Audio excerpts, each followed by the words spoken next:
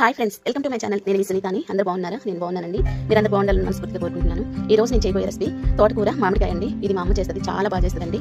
అయితే కుక్కర్లో సన్నగా కట్ చేసి శుభ్రంగా కడిగిన తోటకూర అయితే పెట్టేశాను. దానిలోకి 3 టమాటాలు అయితే కట్ చేసి వేసానండి. అలాగే పెద్ద ఆనియన్ కూడా కట్ చేసి వేసాను. పచ్చిమిర్చి 7-8 పచ్చిమిర్చి అయితే ముక్కలు చేసి వేసాను. మామిడికాయ కూడా ముక్కలు చేసి వేసానండి. అలాగే టేస్ట్ తగినంత గల్లుప్పు, 1/2 స్పూన్ పసుపు, 1.5 స్పూన్ అయితే కారం వేసాను, 1/2 స్పూన్ జీలకర్ర వేసానండి. అలాగే 1 గ్లాస్ వాటర్ అయితే పోసుకున్నాను. పోసుకున్న తర్వాత కుక్కర్ మూత పెట్టేది స్టవ్ మీద పెట్టేశాను. 3 విజిల్స్ వచ్చిన తర్వాత చూస్తే ఈ విధంగా అయితే ఉడికిందండి. పోపు గుత్తితోటి మెత్తగా మెదుపుకోవాలండి. ఈ విధంగా పోపు వేద్దాము.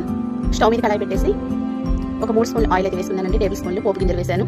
అలాగే వెల్లుల్లిపాయి, ఎండుమిర్చి అయితే వేసి అలాగే ఆనియన్ కూడా వేసానండి. మంచిగా ఫ్రై అవుతున్నప్పుడు కరివేపాకు కూడా వేసానండి. ఈ విధంగా మంచిగా ఫ్రై అయిన తర్వాత 1/2 స్పూన్ పసుపు అయితే వేసి తోటకూర అయితే వేసానండి. వేసిన వెంటనే మూత అయితే పెట్టేసేయాలి. ఎంతో రుచికరంగా, ఎంతో టేస్టీగా తోటకూర అయితే రెడీ అయిందండి. దీనిలో కాంబినేషన్గా చిన్న గొట్టాలు అయితే వేయిస్తున్నానండి. ఓకే ఫ్రెండ్స్, మా ఇంట్లో తోటకూర చిన్న గొట్టాలు స్పెషల్ అండి. మీ ఇంట్లో మీ స్పెషల్ ఏంటో కామెంట్ చేయండి. వేడి వేడి అన్నంలోకి చల్లమిరపకాయలు, గొట్టాలు, అలాగే తోటకూరలో కాంబినేషన్ చాలా చాలా బాగుంటాయండి.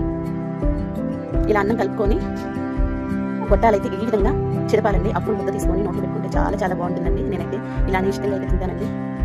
ఓకే ఫ్రెండ్స్, వీడియో నచ్చితే లైక్, షేర్, సబ్స్క్రైబ్ అయితే చేయండి. కర్రీ మాత్రం చాలా చాలా బాగుంటుంది. ఒకసారి ట్రై చేసి అయితే ఎలా వచ్చిందో కామెంట్ అయితే చేయండి. బాయ్ అండి, ఉంటాను.